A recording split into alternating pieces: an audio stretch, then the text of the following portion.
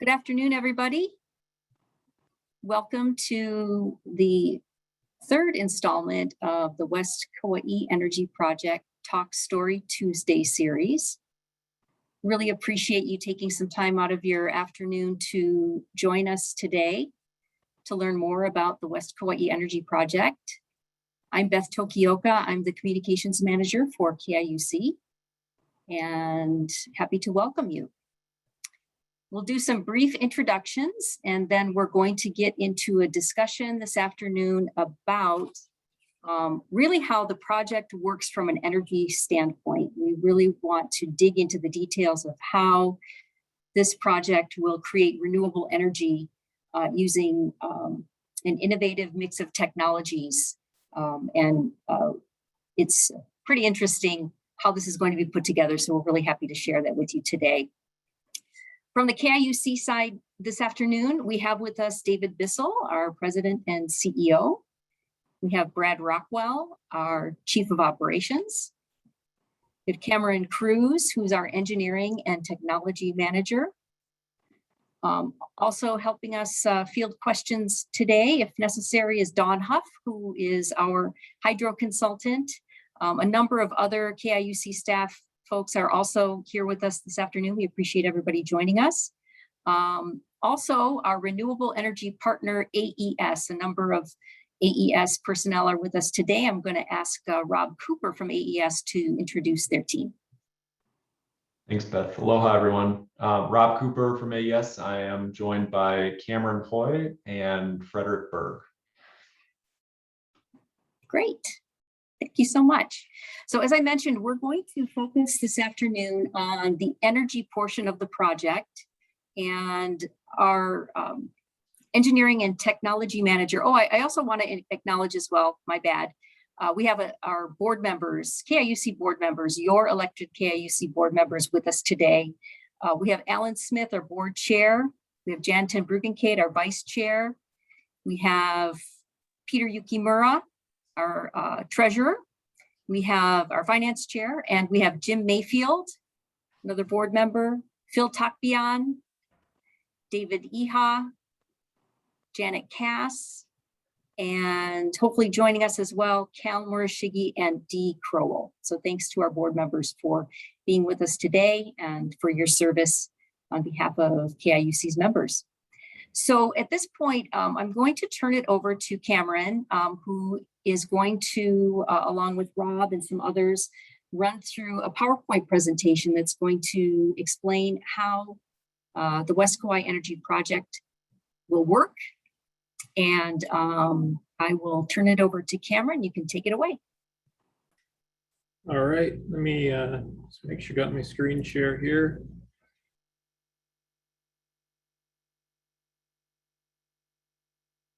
How's that? Can you see my screen? Okay, great. Welcome everybody. Thanks for having me here. I guess before I begin, just a little bit of background about myself. I was raised on Kauai, and I've been with KIUC actually right after college. I got hired here and have spent probably about a decade in our transmission and distribution department. Kind of working in our substations and operations. So that's kind of my background, more on the technical engineering side. So that's kind of the focus of today's conversation. So kind of to tell the story of, kind of what led us down the path of looking at alternative sources of energy. We kind of wanted to talk about where Kauai gets its energy. So back in 2009, actually, when I started here at the cooperative, 91% of our energy was being generated from fossil fuel. Only 9% of that was actually hydro, and that hydro was probably a combination of Wainiha, Waiahi, and Olokele, and I think a couple of the smaller hydros out on the west side of the island from Keikaha Agricultural Association. Fast forward, we've been going really busy with renewables over the past decade. And in 2020, we actually made it to about 67% renewable.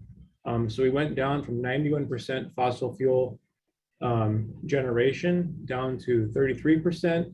Now that was most likely that had a combination effect due to just the drop in load that we have because of COVID, but not to take it away. That was a pretty good thing for us there. 42% was actually from solar.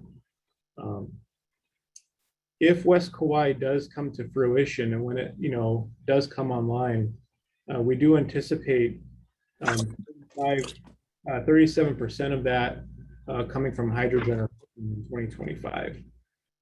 So a big chunk of. Like is like dry fit mostly. I'm sorry.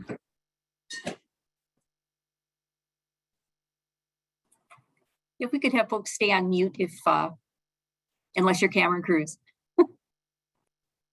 So anyway, we back in about 2014, 2015 timeframe, if you remember, we kind of did our first direct to grid large scale solar farm. I kind of consider this a generation one.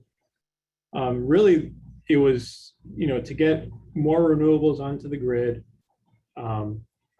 However, that does pose some challenges for stability on the grid. In your working in operations, you're always trying to balance, what you're generating with what the load is on the island. And one of the downsides with direct to grid solar is you're only going to get out of it what you're able to get out of the sun.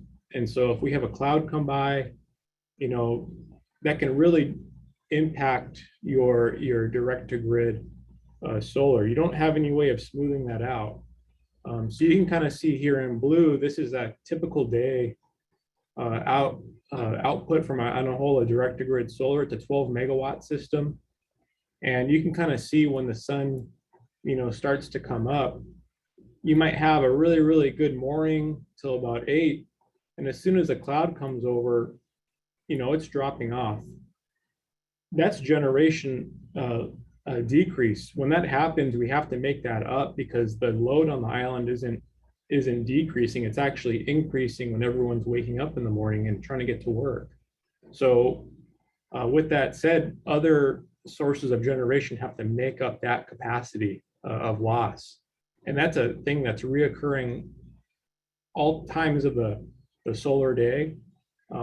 Our dispatch guys have been really, really busy just to make sure that we can stay reliable and stable with all this renewable generation coming on. So as we've kind of gotten smarter, what we've done is kind of a phase or generation 2. This is a typical day here of our PV plus battery energy storage system out at Kauai. That's a 20 megawatt nameplate PV plus battery farm and 100 megawatt hour energy storage battery. Here, just to kind of give you guys an idea, in green here, we have the state of charge of the battery. And in this other kind of aqua color, we have the actual output of power to the grid. So unlike the direct to grid solar, where we're really just taking whatever to the grid that we can, the PV energy that's created at this time in the solar day is actually getting stored into the battery. And you can tell that because the state of charge is consistently increasing through the solar day.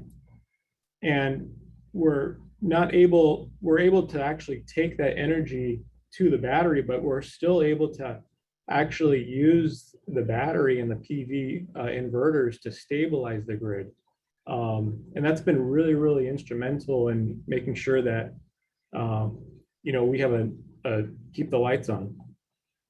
Now, the other thing with this, the main benefit of this solar plus battery storage is it actually load shifts the generation to when we actually need it. So you can kind of see, right around this time frame when the sun's usually going down, we can actually dispatch all the energy that was stored in the battery for when we actually need the generation at night. And so really all this energy that's being produced going this way in time through the solar day or through the daytime is actually just being dispatched like a conventional generation unit. And you can kind of see that on this next slide here in purple. Here's a typical daily dispatch. And in purple, we have our battery energy storage systems. So we have PMRF, which is a 14 megawatt battery energy storage system. We have Kauai, which is a 20 megawatt, 100 megawatt hour system. And we also have the Tesla system out in Kauai. Combination of those, we're actually able to load shift a lot of the energy that's produced for when we actually need it, when our peak is right around here. What that's allowed us to do is actually decrease our fossil fuel usage on our units, and actually only really need them kind of in the shoulder areas here in the morning until when the sun pops up. And then at nighttime when the sun goes down. So all this is really kind of what we're having to dispatch now in fossil fuel. And that's really the intent of West Kauai Energy Project, is to, what can we do in terms of a technology that can really get us this longer duration storage, for the grid to offset our use on fossil fuels.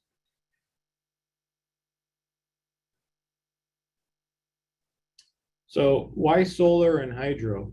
Well, just to kind of check things off the list here, geothermal, we don't really have that feasibility here on Kauai like they may have on the Big Island that they're doing over there at the Puna geothermal plant.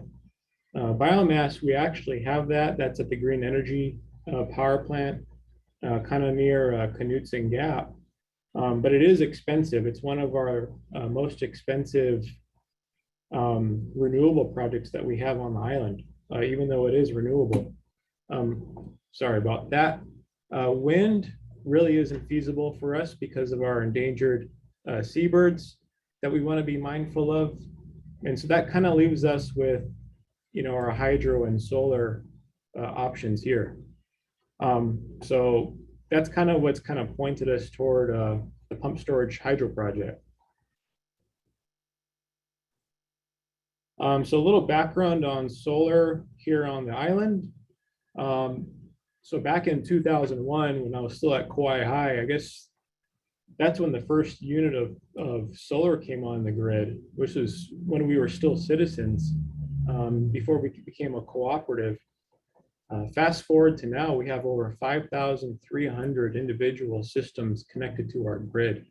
As I was noting above, with our typical daily dispatch, that doesn't include most of the systems that are behind on people's roofs.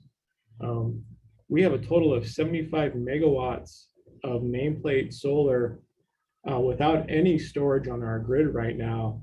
And that exceeds our daytime demand. And so really, it's really come down to, balancing how sunny it is around the island and really balancing our generation with our daytime load. We do have another 47 megawatts of solar with storage on the grid. And again, a lot of that we're using, it's 4 to 5 hour dispatch, and we're using that for our nighttime dispatch and through the early morning. As I mentioned prior, 42% of our energy generated on Kauai in 2020 was due to solar, which is 2 times the other Hawaiian islands and 4 times California or Germany, just for comparison there. Here on the bottom right, this is the Kauai or IPO plant. Here, this is kind of just down from Aka Road, kind of looking, there's Mount Kahili there. It's kind of hard to see this solar farm from the road. You may be able to slightly see it from Kaloa Road in Lawai as you're passing by. Here's our substation. You can kind of see some of the batteries there. And then the rest is PV.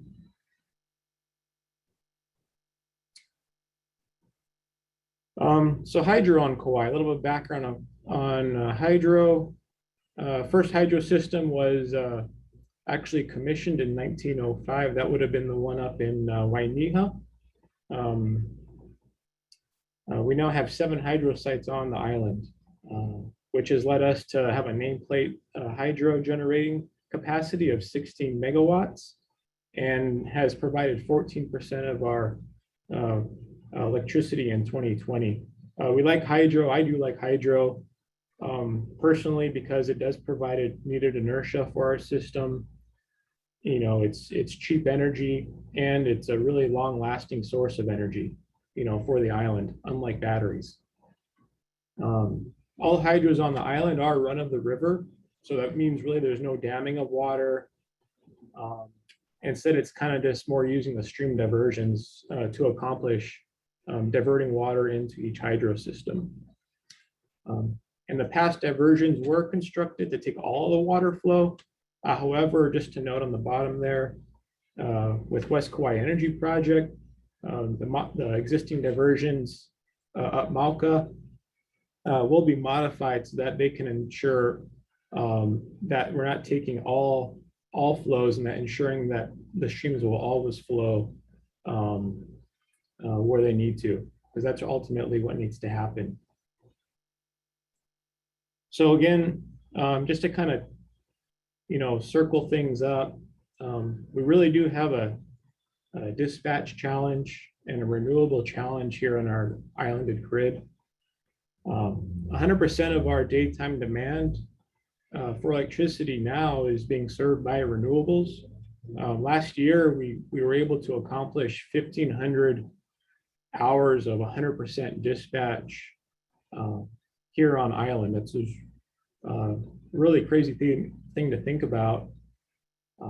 But we do have some solar and battery limitations with our current energy storage, and we are dependent on the sun. We really need long duration storage to help us move toward the 100% renewable goal that we do have. And right now, Rob from AES is gonna take us through the next couple slides. Yep, thanks, Cameron. So speaking of long duration energy storage, we wanted to just kind of explain what pumped storage hydro is. So as Cameron mentioned, hydro is a centuries old technology. It's been on the island for over 100 years. Essentially just water flows, spins a turbine, produces energy. So, but what is pumped storage hydro? So what pumped storage hydro is taking a lower reservoir and upper reservoir, adding a pump, so the solar will power the pump, bring the water from the lower reservoir up to the upper reservoir via the penstock, which penstock is just a kind of a fancy name for the pipe connecting between the two where the water flows between. And then when the island and KSC need to create energy, they'll release the water back from the upper reservoir down and spin a turbine. So that cycle continues daily, and this is essentially acting like a big battery where we're storing water up and releasing it back down when needed. So if you want to go to the next slide, Cameron. Yep. And we just wanted to highlight the two types of pump storage hydro. The West Kauai Energy Project is open loop, as it is connected to a continuously flowing water feature, where a closed loop system would be completely isolated with no water in and no water out. So we just wanted to kind of make that distinction between the two types of systems. And Cameron, I think you're up next, and you're going to go into the map of the island and show where the system Yeah. components are. So Yeah, so, we were looking for, when we were putting this slide presentation together, we were actually looking for, examples of open loop systems and this picture to kind of show everyone. And the only open loop systems that we could find when we were doing our research had to do with open loop systems um, with water at the flowing out of the lower reservoir, on a day-to-day basis. And that's really not the case with this system. The reason it is open loop is because of the water flowing through Pu'umoe Divide through the upper penstock to the Pu'uopai reservoir, kind of in this location here. So that's really why it's considered an open loop system. So just to kind of go over the way that this system will work is the existing Waiakouali, Kauai, Kauai Kinana, and Kokei intakes.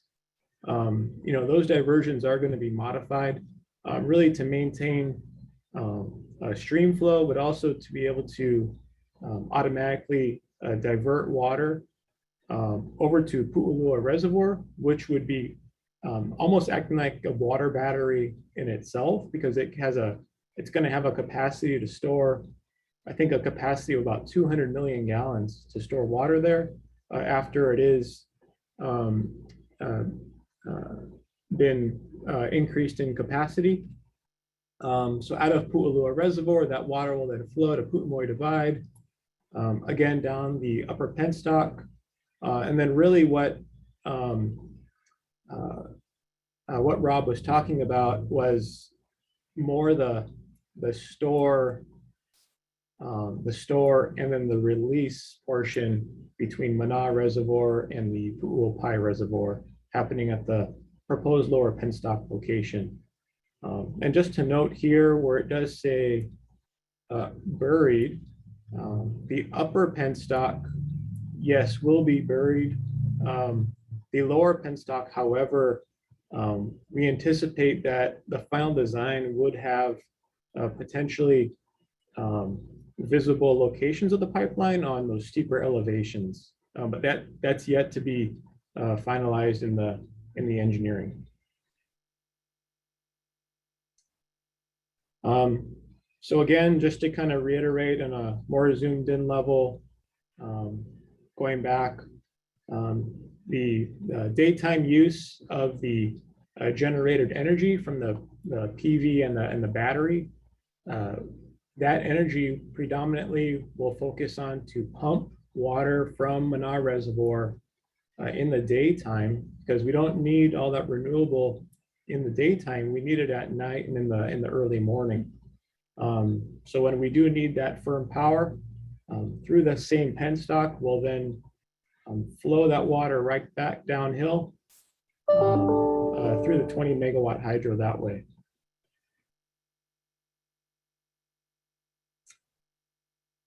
Let's see, next slide. So how much solar is needed? That's a really good question. Well, the solar capacity was determined by how much water we need to pump uphill to fill Pu'uopai each day.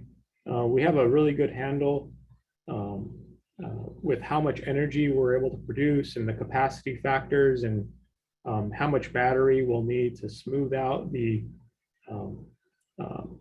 inconsistent solar energy produced by the 35 megawatt system. So anyway, we kind of size the system accordingly to know how much water do we want to pump up to Pu'uopai Reservoir. We do know that clouds will cause intermittent power, which is why we are going to put a battery there to help out. And just to kind of go over, this is, with this project, we will have a long duration capacity with the water battery there.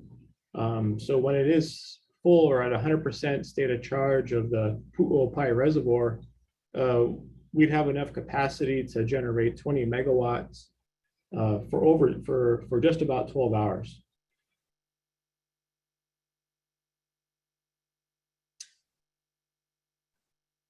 So why not use rooftop solar? I'm completely for, people putting on solar on their roof, but it does come at a cost. Actually comes at about 4 times the cost than a commercial storage system like what we can develop here at West Kauai with the ground mounted solar system.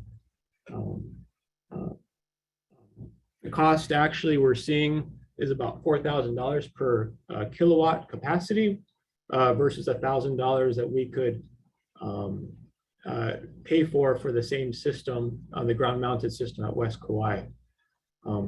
Furthermore, with the technology that we're able to have and the engineering of it with the tilted system, we're able to have an increased capacity factor of near 30% versus 18 to 20% that you would find, on a residential system. Also with the rooftop solar installation, sometimes it does require transformer upgrades. So if you do want to put a rooftop solar, we do look at the transformer that's connected to that. And sometimes that system might be too large, in which case we do need to increase and pass that cost down to the residential member to pay for that transformer upgrade. And again, rooftops are highly variable with respect to capturing the sun's energy. Whereas with the tilt system that we have on the ground mounted system, we're able to kind of fine tune how the solar is tracking the sun. Rooftop solar, as comparison, is kind of difficult to control and operate. We actually don't do that so much on the right size systems. So if we were to even try to control a pump with a rooftop system, it would be really almost near impossible for us. It would require a much larger battery. The whole intent really is to reduce our electric rates with this project. And Rob, you can take it from here.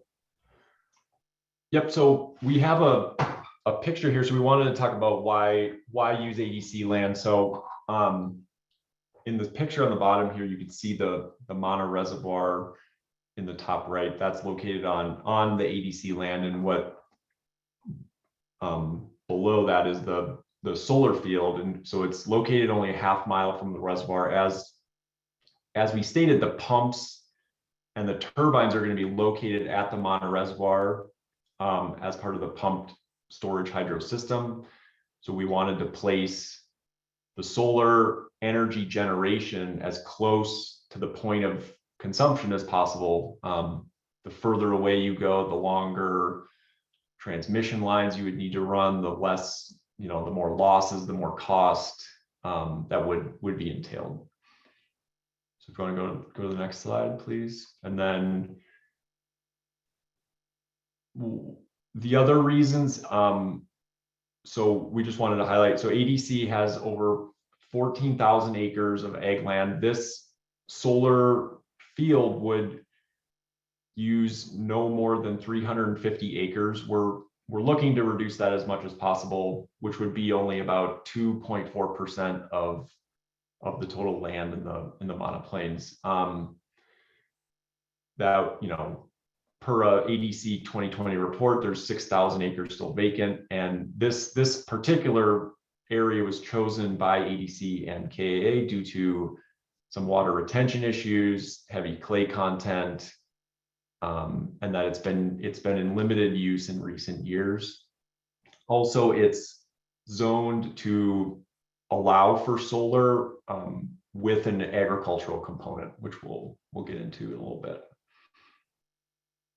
So I wanted to talk too a little bit about the solar technology we plan to implement here. It's been constantly evolving and getting better and better over time since the first system was probably installed back in 2001. The system we're going to install here will use solar panels that are over 500 watts per panel. And they're going to utilize a technology called bifacial technology, which does not have a back sheet on the back of the solar panel, what that means is the solar panel will be able to capture energy generation from both the top of the sun, where the sun hits it, and the back from reflection from the ground. So the result here is more energy generated and less land needed to get the total energy needed to pump, the water uphill.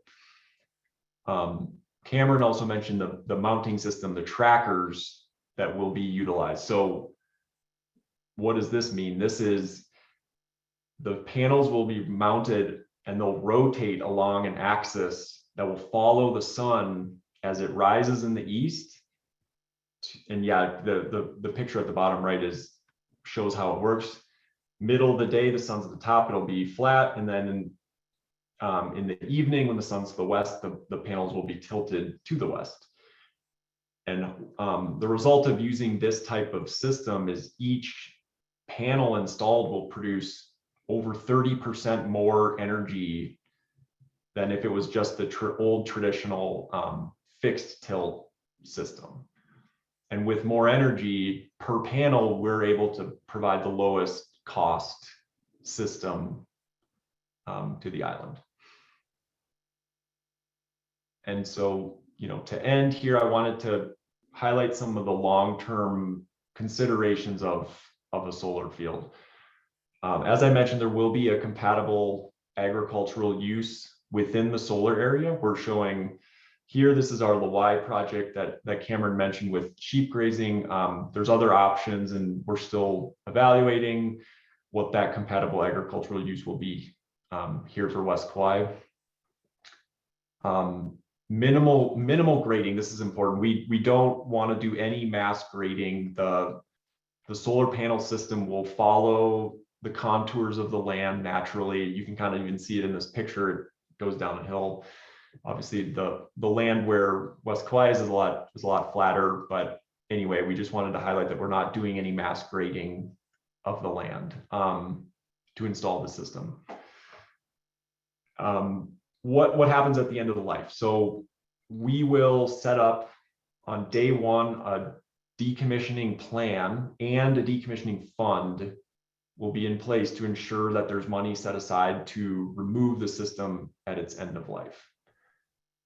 And we want to just highlight that the decommissioning plan will include recycling or reusing the solar panels, and steel and copper raw materials will be salvaged. And we just want to highlight that there will be no placing of major equipment into any local landfills. So I think that is it. Happy to answer any questions, and I'll maybe turn it back to Beth or Cameron. Thanks, Rob, and thanks, Cameron. Great overview. Really appreciate you communicating that in a way that most of us who aren't engineers can understand. We're really excited tonight to talk about the energy portion of the project. This is our third Talk Story Tuesday event. There are so many aspects of this project that are exciting and beneficial to our community, but we really haven't talked much about how the energy is going to be produced and the energy portion. And just to kind of put it all into perspective before we open to questions and comments, this project, when it's complete, will meet roughly 25% of our island's energy needs. When cranking at full capacity, it will have enough power to energize 18,000 homes on our island. On the environmental side, it will be reducing our fossil fuel usage by 8 million gallons a year, and reducing our greenhouse gas emissions by 80,000 tons of CO2 per year. It'll bring us beyond 80% renewable, hopefully by 2025, if that's our target to get the project operational.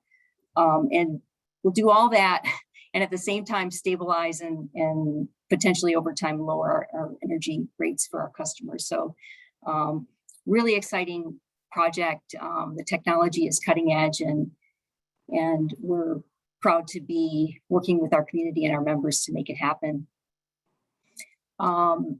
wondering if anybody has any questions they want to drop into the chat. Please feel free to do so. I also wanted to acknowledge we have our state representative, Jimmy Tokioka, with us this evening. Thank you, Jimmy, for joining us. We always appreciate when our elected officials tune in and learn about what we're trying to do here. So thank you for joining us. Beth, I do see a hand up from Kevin, so that's great. If anyone wants to ask a question, they can just put their hand up to get in the queue. Go ahead, Kevin. Hi, thank you. My name's Kevin Hauk. I'm a resident of Waimea. I'm also a member of the American Whitewater Organization that advocates for open access for recreational kayaking. I'm part of a group of what are called pack rafters or whitewater paddlers on the Waimea River. We access the river by hiking up valley or hiking down from Kukui. We're reliant on the flow that is released upstream from the natural flow from Waikouali and Kauai, et cetera. My question for you folks is if you're aware that the project may negatively impact our ability to do our recreational paddling. We rely on flows of about 100 CFS to do so. And ever since the 2017 agreement augmented the flows, we've had more user days. Thank you for your time.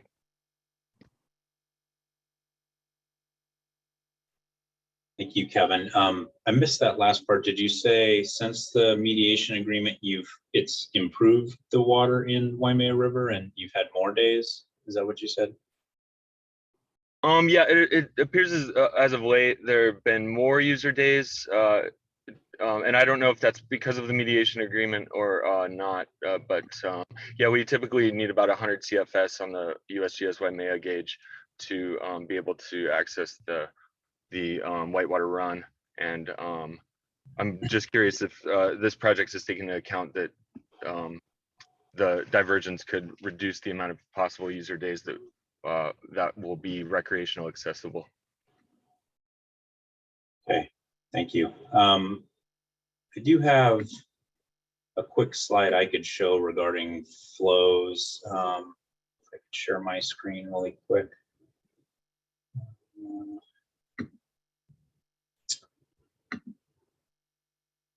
Okay. So hopefully you're seeing that.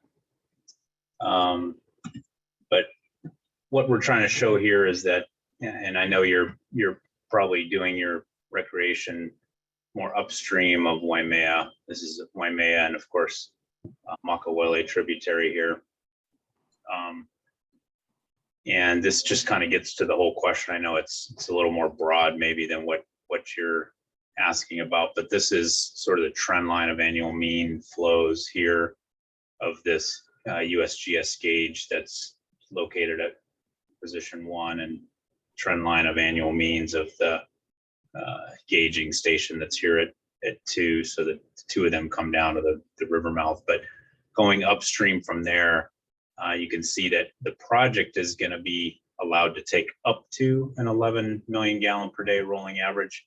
And you can kind of put that into context with the historical diversion amounts that went into the Kauai ditch here, and an incremental change from what's currently happening, which is, there is currently some diversion into the Kauai ditch from those diversions.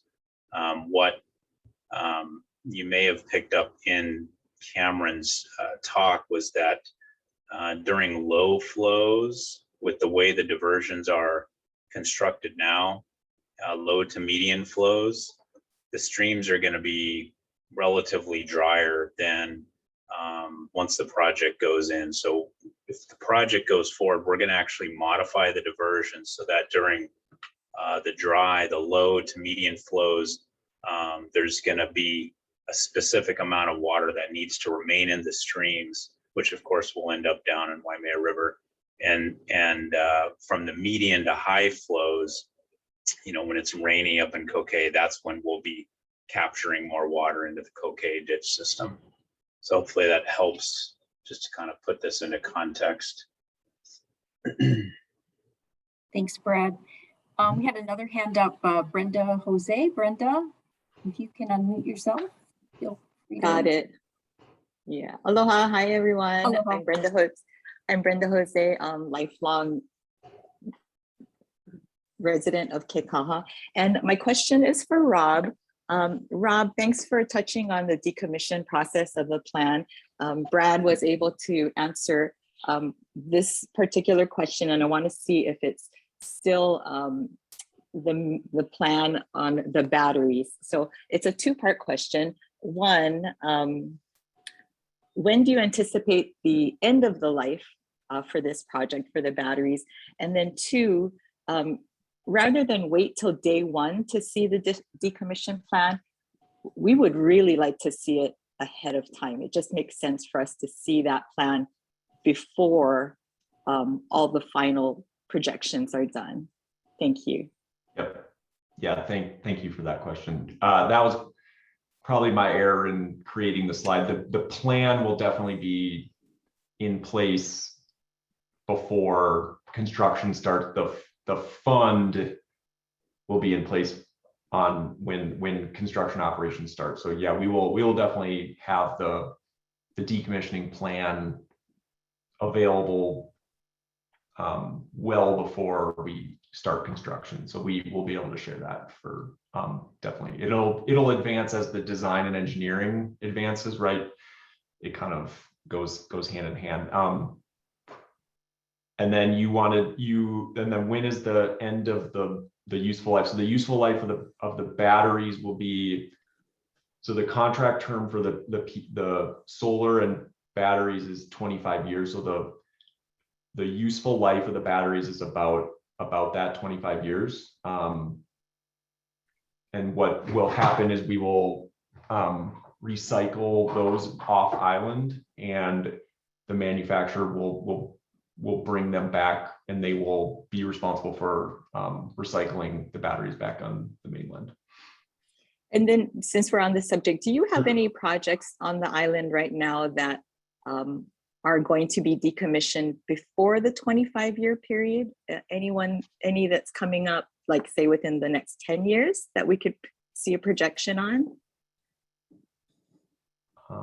Not our project. So AES has the referenced Lawai and the PMRF project, which have about, I think, 20 years left on their contract. So, but I don't know, Brad or Cameron, if you want to talk about the other older projects you all have. The only thing that comes to mind, maybe relative, if you're looking to see how we've dealt with decommissioning of batteries, Cameron could probably speak to our extreme power. We have had a couple of battery sites that we installed around 2010 to 2012 timeframe that we've had to decommission. They were not lithium ion technology. We were sort of on the bleeding edge of technology with some of these. But Cameron, you want to talk a little bit about that?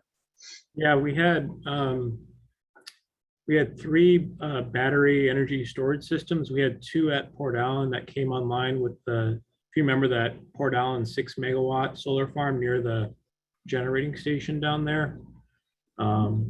Each of those containers had 1,200 lead acid batteries. They were about 58 pounds each. We had another battery energy storage container in Koloa near the old mill that had 1,200 batteries, all the same kind of chemistry, lead acid. The way that we decommission those systems when they were at the end of their useful life is we actually contracted an environmental specialist to come down and work with our electricians to kind of basically decommission the battery safely in terms of unbolting all the electrical connections of the battery, making sure that they're safely able to kind of just maneuver around, and basically package them up to transport them to the mainland for recycling there. We did that with all 3 systems. It was a pretty heavy effort on everyone's part just because of the batteries were so heavy. It was about 3,600 batteries. But yeah, none of those were recycled here on island. Thank you for the answer, gentlemen. It's a question that will keep coming up, and just because it's not going to be recycled here on the island, it's still being recycled somewhere in our world. So it'll still keep coming up. But thank you very much. I appreciate that. Thank you, Brenda. Always good questions. We had a hand up from someone identified as Zoom user on the participant list. For that one, Beth, if I could just highlight that Charles has a couple Okay. questions in the chat Sure. that I think AES can probably best answer, but if not, jump back in. So thanks. Go ahead, Zoom user.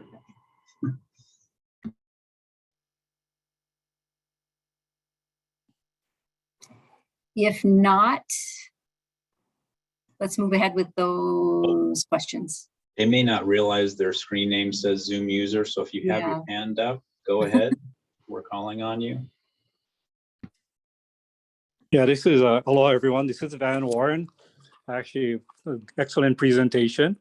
Later on, I'd like to hear some more presentations on the environmental impacts. That was all brought up months ago. But on the decommission part, that's one question, since that was a subject asked by Brenda.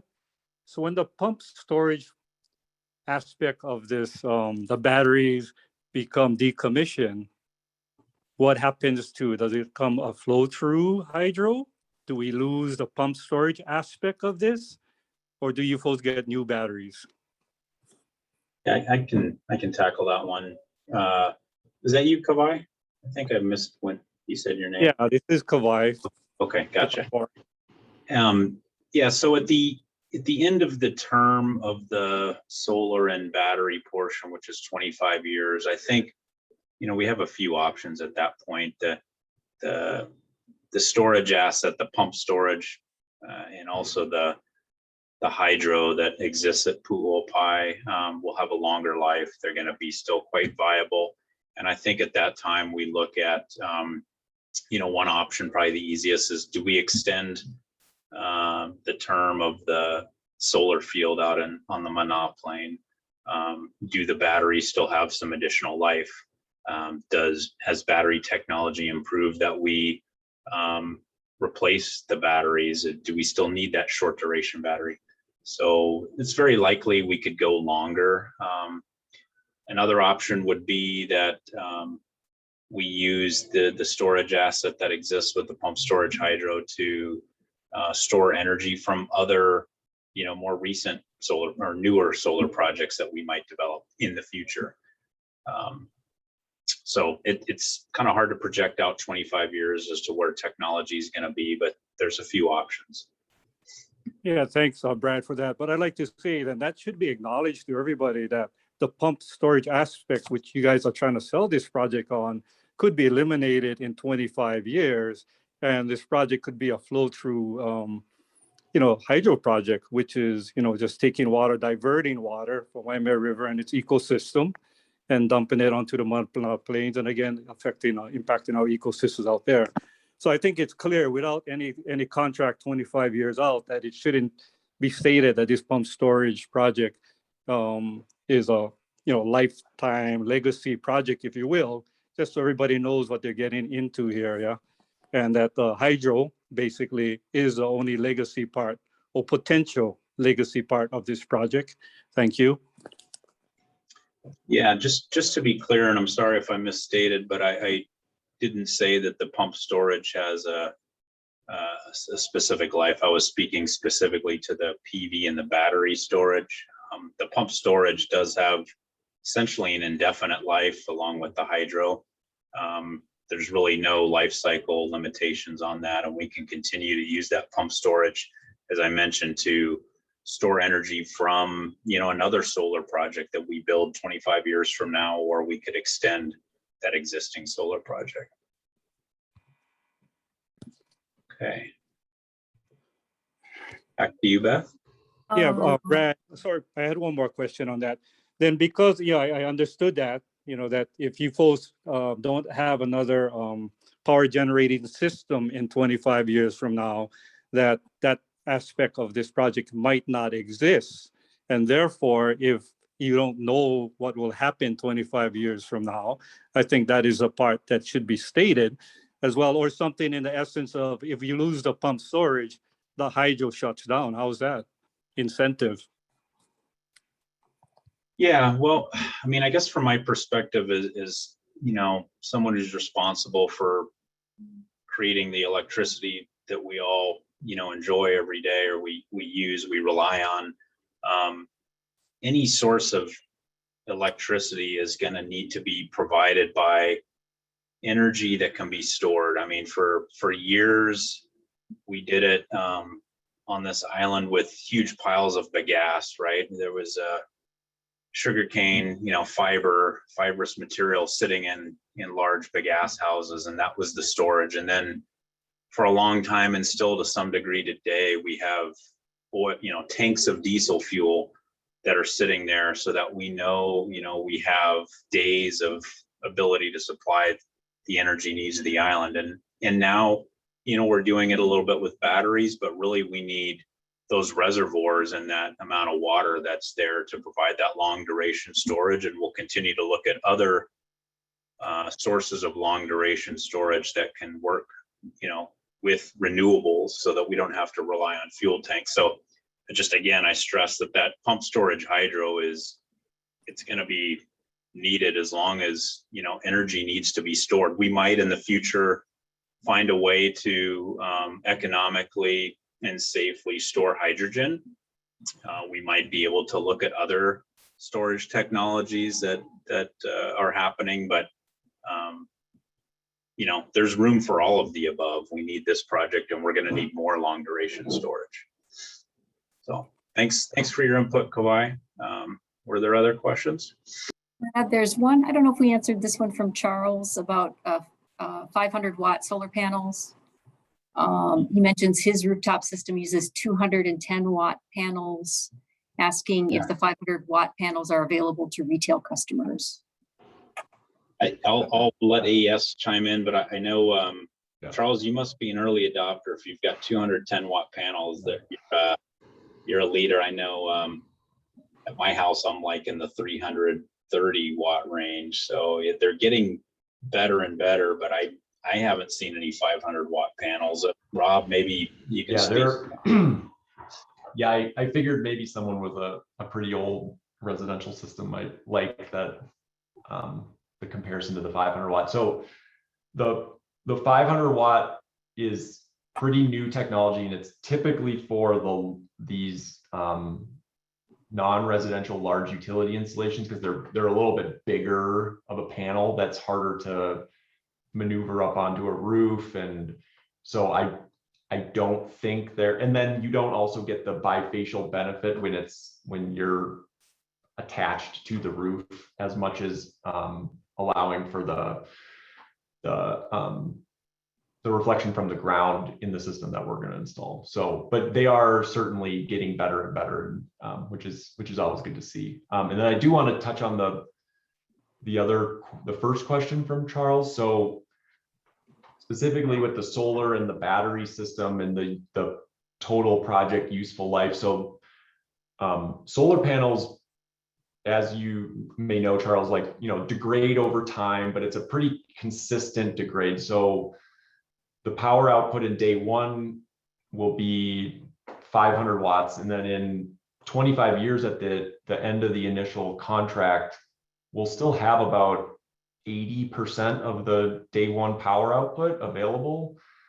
And this is why we mentioned reusing the panels or extending the contract life. Now, the lithium ion battery system degrades differently and a little bit more aggressively based on use, kind of like it's the same technology in our cell phones, where at some certain, it's called a state of health level, it kind of drops off. So we have to either replace them or just kind of take them out of service and recycle them, the lithium ion batteries themselves. So just wanted to hope that answered that question. I think Kauai has his hand up again. Kauai. Yeah, so next question here. Okay, so I'm just trying to, clarify, definition of closed systems. And, I have some thoughts on how I see this, as an interpretation of one type of closed system. One, if it was a closed system, you wouldn't be able to even put water into the reservoir anyway. But I heard Pulua Reservoir being mentioned as a sort of water storage, okay? So envision climate change, Waimea River not being able to put out 11 million gallons of water a day for your hydro use. So basically, you only have water in Mana Reservoir and Puapai Reservoir. And I guess hopefully you take advantage of the sun energy and to use that as much as you could, before that evaporated, or maybe it was used for agricultural purposes. And then you would probably fill up that reservoir from Pualua Reservoir. So in a pump storage system, quasi closed loop, it could be considered a closed loop because at times it might be a closed loop. So that was one of the questions I had the last time about how the reservoirs could be filled with water when the agriculture uses increased or when evaporations also took more water. And also I'm glad you guys are going to work on the diversion and have it automatically flow controlled, that when the water level exceeds 11 million gallons of flow through, and you can take more water, that you're going to pump more water down through Puapai hydro system. And that could work the same way when agricultural water needs increase. You also increase the water flow from 200 million gallons Pualua Reservoir. Am I thinking that this is not possible in this high technology system that you guys are developing? Thank you.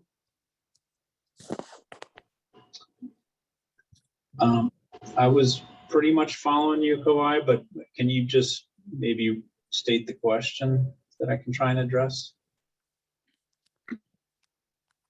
The question is, because the pump storage system is not a closed loop system, and you will have to take water from Pualua to keep that pump storage portion of the project operational when you don't have excess water from the reservoir, right? So the question is, with that same idea or concept, if it was just a pump storage, not a flow through system, and you needed more water, wouldn't you be able to divert the water needed to fulfill the reduced water due to agriculture use? That's a question. Could your project be designed to do that? Or is it too high tech? So I think going back to the water mediation agreement, I sort of see three layers for any water diversions. First of all, the stream has to be protected according to what the experts at CWRM have determined needs to remain in the stream. Outside of that, as long as the stream health is and the stream gets what it needs, then we can divert water into the Kauai ditch system, which will flow through Pualua to be later on used down ditch for next preference is irrigation, agriculture, and then after that is to generate renewable electricity. So I think you're kind of getting on the idea of, in order to provide for that agricultural use, we're going to need that connection to the Kauai ditch, which relies upon the stream diversions. Oh, it was, Brad, thank you for that. But it's just basically on the mediation agreement was based upon the waste of water that was being created by KAA and ADC, in that it was wasting of water. So if you're just taking water and not using it for an agriculture component, then I believe you folks fall under the category of wasting water. Not to mention the endangered species on your outlet where you're flowing your water through line ditches anyway. But that's something that maybe somebody else have to decide what is unwasteful use of the water, And I always look at it like this. I'm on the Hokule in the middle of the ocean. I got two choices: water, food, or electricity. And what would I take? I think one thing to remember too is that water will not be wasted. It will always be used to generate energy and generate renewable energy. So all the water that will be flowing through the system will be used for that purpose, and will go to an important use. Yeah, listening to that But we also, human nature, we are consumers, people is only going to reduce their use of fossil fuels. If the price goes up where they can't afford it, then they'll have to monitor themselves. But we're consumers, we all are, and the need is the more you provide cheaper fuel, the more AC air conditioners are coming up on the west side. Same thing. It's a vicious cycle in nature. Thank you, Beth. Thank you. We have Ned Dana has his hand up. Ned, do you have a question? Hi, Beth. I don't actually have a question, but I just wanted to thank you all for working on this project. I've been hearing about it for a number of years, and I have a fairly extensive solar system here at home. We have 2 complete systems, each of which has 2 power walls, and we power 5 electric cars almost exclusively from the sun. On days like last week, we have to, of course, buy power from you folks. But I'm really glad to see that all the work that's gone into this, it seems like you've involved a lot of different stakeholders and are being careful to keep options open. And there's a lot of environmental considerations which you're paying attention to. So I just want to thank you all for doing this. It's a huge thing to be able to move ourselves away from fossil fuel, as you said earlier. And that is more and more obvious. So anyway, that's all. Just want to say thank you. Thank you, appreciate it. Just a reminder that our 2 previous Top Story Tuesday sessions were recorded and are available on our website on the West Kauai Energy Project page. I've put the link to that into the chat. So we've had discussions, lengthy discussions on a number of aspects of the project, including agriculture and water use, et cetera, et cetera. Really encourage you to go look at those past recordings if you happen to miss one of our previous meetings. We also have the questions and answer recaps from each of those meetings are in a PDF form so that you could just read through the various issues that were discussed, questions raised and answers given. That's all there for you on the KIUC website. Okay, we have a hand raised. Kawa Mata, am I saying that correctly, Kawa? Hi, yeah, Ko'ua.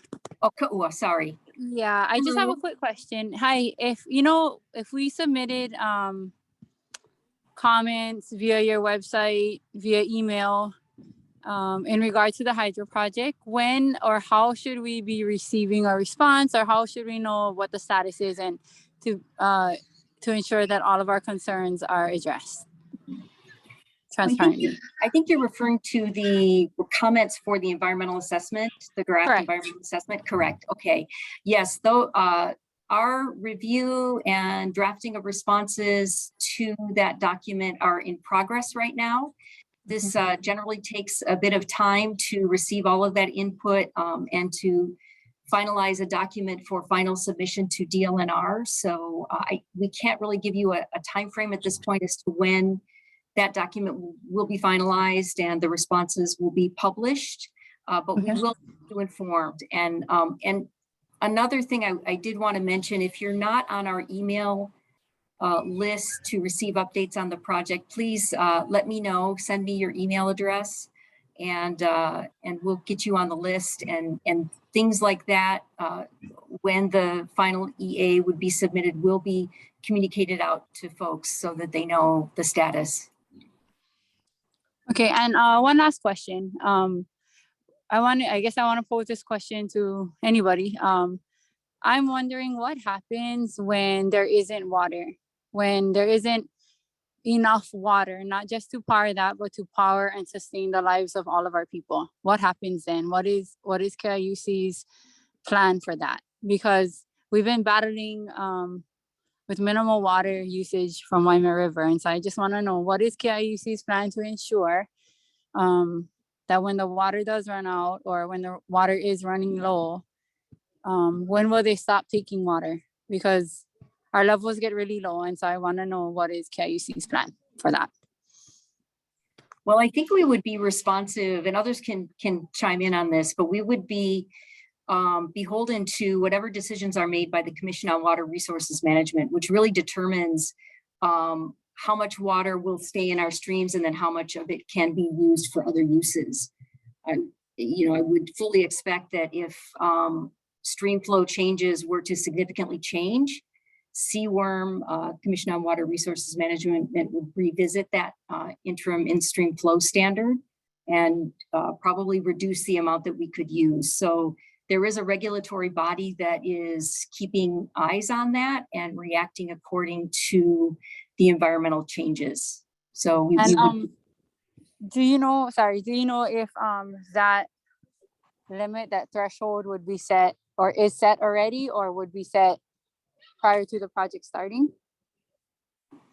it has been set. It was the mediation agreement that was settled in 2017 actually set that interim in-stream flow standard, which ensures the continual flow of the streams that are associated with this project, and also set the limit to the amount of water that could be diverted for the project. So that was set by CWRM in 2017 and can be revisited at any time by CWRM should they deem that that number needs to change and more water would need to stay in the stream. Yes. Got it. Thank you. Thank you. I don't see any additional hands up. So, you know, again, we hope that you'll visit our website. Oh, I think I have another hand. Elena Bryant, your hand is up. Elena? Hi, thank you. Yeah, it was kind of a follow-up to, I guess, the question that Kauai raised. So in the event that the commission, you know, is required to take another look at, you know, what can be taken and the IIFS, would that at all affect the feasibility of the project? Like, I guess the amounts, you know, that could be generated, or I'm just curious how that plays into it. Maybe I'd kick that to Brad. Yeah, I mean, certainly changes will impact the project is probably the simple way to answer that. You know, the question is how much.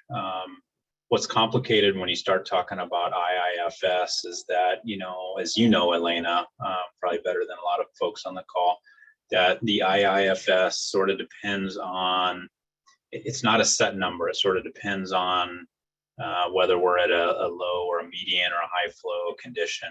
So there's the IIFS, which says how much water has to remain in the streams under certain conditions. But then there's also an average limit of what we're allowed to take into the Kauai ditch. So to the extent that the IIFS changes and we could still achieve that 11 MGD rolling average into the ditch, then there's no impact.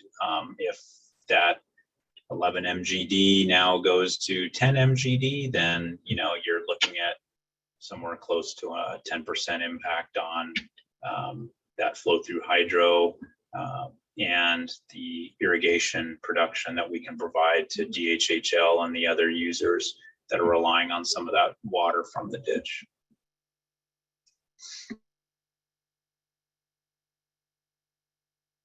Thanks, Brian.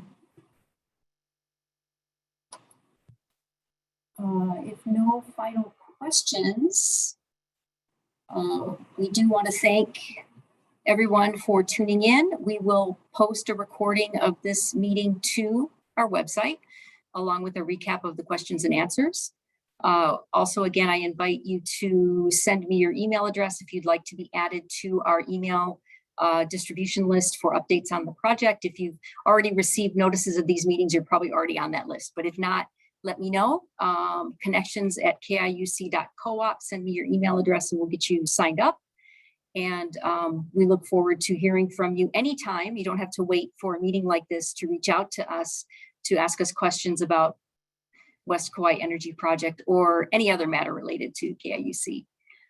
So on behalf of our staff, our board, and AES, thank you all for joining us this evening and have a great evening.